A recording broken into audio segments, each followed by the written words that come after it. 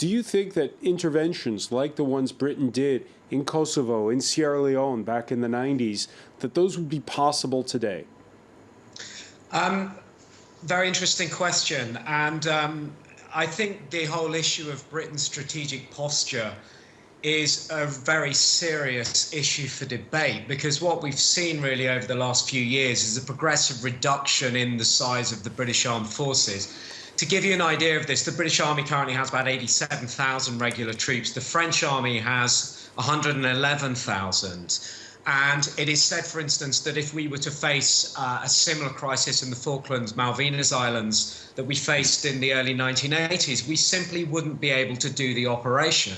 And I think our ability to support operations like Kosovo, our ability to support operations in Iraq, I think show our armed forces are stretched to the absolute limit.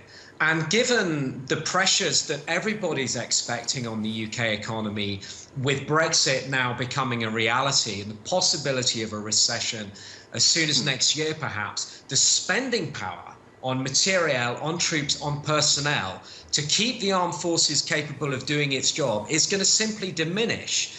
And there is a double whammy going on, because on one hand, we've got a reduced size of the armed forces are reducing in size.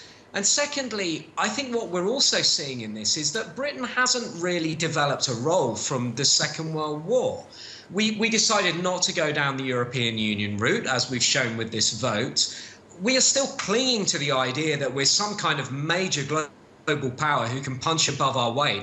And politicians live in a beautiful world of absolute delusion that this is the case. And until these kind of issues are really concentrated and looked at and focused on, I see Britain's strategic footprint diminishing by the year.